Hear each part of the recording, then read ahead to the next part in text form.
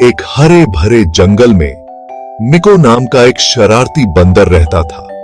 मिको की हरकतें पूरे जंगल में मशहूर थीं। अपने मजेदार करतबों और केलों के प्यार के लिए जाना जाने वाला मिको जंगल की जान था। हमेशा कुछ न कुछ नया करने की फिराक में रहता था। हमेशा ऊर्जा और हंसी से भरपूर मिको की शरारतें जंगल के हर कोने में गूंजती थीं। उसकी हरकतें कभी कभी दूसरों को परेशान भी कर देती थीं, लेकिन उसकी मासूमियत और चंचलता के कारण सब उसे पसंद करते थे। इसी रंग बिरंगे जंगल के दूसरी तरफ रहता था बोबो, एक नेक दिल वाला भालू। बोबो का स्वभाव मिको से बिल्कुल अलग था। बोबो एक शांत स्वभाव का विशालकाय भालू था, जो हमेशा धैर्य और समझदारी से काम लेता था। उसकी विशाल कद काठी के बावजूद उसका दिल बहुत ही कोमल था, जो अक्सर अपने पसंदीदा छायादार पेड़ के नीचे आराम करता हुआ और शांति का आनंद लेता हुआ पाया जाता था। बोबो को जंगल की शांति और सुकून बहुत पसंद था। उनके विपरीत व्यक्तित्व के बावजूद किस्मत ने सबसे अलग दोस्तों को एक साथ लाने का एक मजेदार तरीका खोज ही लिया। मिको की शरारतें और बोबो की शांति एक अनोखा मेल था, और इस तरह शुरू हुई मिको बंदर और बोबो भालू की कहानी। उनकी दोस्ती ने जंगल में एक नई कहानी को जन्म दिया, जो सभी के लिए प्रेरणा बन गई। एक तपती दोपहर, जब मिको एक बेल से दूसरी बेल पर झूल रहा था, तो उसने ऊंची चट्टान पर केले का एक रसीला गुच्छा देखा। केले इतने चमकदार और ताजे थे कि मिको की आंखें चमक उठी। वह तुरंत ही उन तक पहुंचने का रास्ता सोचने लगा। पके पीले फलों को देखकर उसके मुंह में पानी आ गया, लेकिन चट्टान चढ़ने के लिए बहुत ऊंची थी। मिको ने कई बार कोशिश की, लेकिन हर बार वह फिसलकर नीचे गिर जाता। उसकी भूख और बढ़ती जा रही थी, और केले उसे और भी लुभावने लग रहे थे। निराश होकर मिको एक शाखा पर गिर पड़ा। उसका पेट भूख से गरज रहा था। उसने सोचा कि शायद उसे कभी भी वे केले नहीं मिल पाएंगे। उसकी आंखों में उदासी थी और पेट में भूख की आग। तभी उसने बोबो को अपनी ओर आते हुए देखा। उसके बड़े बड़े पंजे जंगल की जमीन पर धीरे धीरे पड़ रहे थे।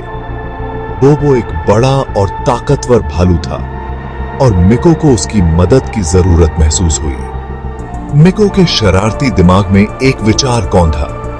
उसने सोचा कि अगर वह बोबो को किसी तरह से केले तक पहुंचने के लिए मना सके, तो वह भी उन रसीले फलों का आनंद ले सकता है। मिको ने अपनी योजना पर काम करना शुरू कर दिया।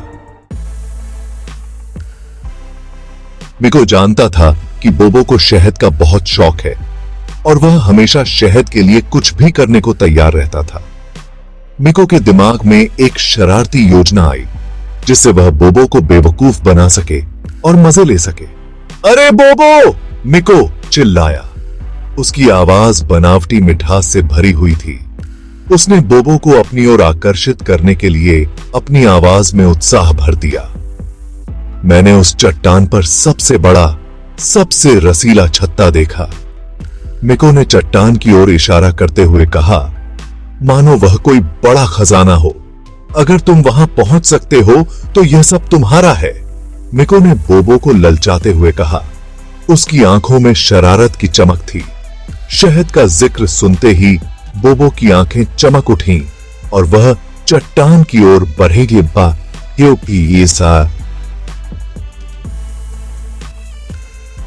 गया। उसके मन में केवल शहद का स्वाद था। वह अपने पिछले पैरों पर खड़ा हो गया और अपने विशाल पंजों को फैलाकर उस छत्ते तक पहुंचने लगा, जो वहां था ही नहीं। बोबो ने पूरी ताकत से कोशिश की, लेकिन उसे कुछ भी नहीं मिला। मिको दूर खड़ा हंस रहा था, जबकि बोबो भ्रमित होकर इधर उधर देख रहा था। उसे समझ नहीं आ रहा था कि मिको ने उसे क्यों बेवकूफ बनाया। बोबो निराश होकर वापस लौट आया और मिको ने अपनी शरारत पर गर्व महसूस किया। यह मिको की एक और चाल थी और बोबो को फिर से शहद नहीं मिला। मिको अब अपनी हंसी नहीं रोक पाया और ठहाका मारकर हंस पड़ा। बोबो को एहसास हुआ कि उसे बेवकूफ बनाया गया है। वह मिको की ओर मुड़ा। उसके चेहरे पर नकली गुस्सा था, लेकिन मिको को शाखा पर लुढ़कते और हंसी से अपना पेट पकड़े देखकर बोबो भी अपनी हंसी नहीं रोक सका। उस दिन से शरारती बंदर और नेक दिल वाले भालू के बीच एक अनोखी दोस्ती हो गई। उन्होंने महसूस किया कि उनके मतभेद उन्हें अलग करने के बजाय वास्तव में एक दूसरे के पूरक हैं। भाग 5 गायब आमों का मामला। उनकी दोस्ती की परीक्षा तब हुई जब जंगल के सबसे रसीले आम गायब होने लगे। जानवरों को जंगल के बाहरी इलाके में रहने वाले एक धूर्त लोमड़ी पर शक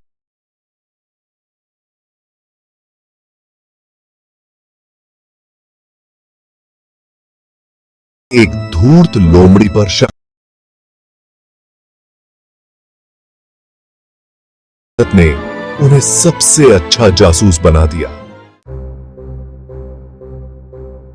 भाग 6 जन्नत में मुसीबत। उनकी जांच उन्हें एक ऐसी जगह पर ले गई जहां उन्होंने धूर्त लोमड़ी को चोरी के ढेर सारे आमों के साथ देखा।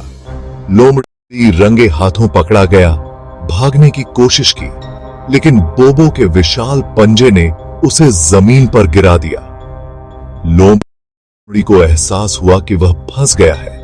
उसने अपना गुनाह कबूल कर लिया और चोरी के फल वापस करने का वादा किया। न्याय की जीत हुई और जंगल खुशी से झूम उठा, लेकिन ज्यादा देर तक नहीं। भाग 7 क्षमा और समझ। सभी को आश्चर्य हुआ। बोबो ने लोमड़ी से दोस्ती का हाथ बढ़ाया। वह समझ गया कि लोमड़ी ने केवल इसलिए चोरी की क्योंकि वह मदद मांगने से बहुत डरता था। मिको, जो शुरू में संशय में था, जल्द ही बोबो के कार्यों में समझदारी देखी। उसने सीखा कि क्षमा और समझ क्रोध और प्रतिशोध से कहीं अधिक शक्तिशाली थे। भाग 8 अटूट रिश्ता। जंगल एक बार फिर शांति से अपने निवासियों की खुशी की चहचहाहट से गूंज उठा। मिको और बोबो अपने कारनामों से अपने बंधन को मजबूत करते हुए जहां भी गए हंसी और खुशी फैलाते रहे। उनकी कहानी एक किंवदंती बन गई, एक याद दिलाती है कि सबसे अलग जोड़े भी एक ऐसा बंधन बना सकते हैं जो मतभेदों को पार कर जाता है, दोस्ती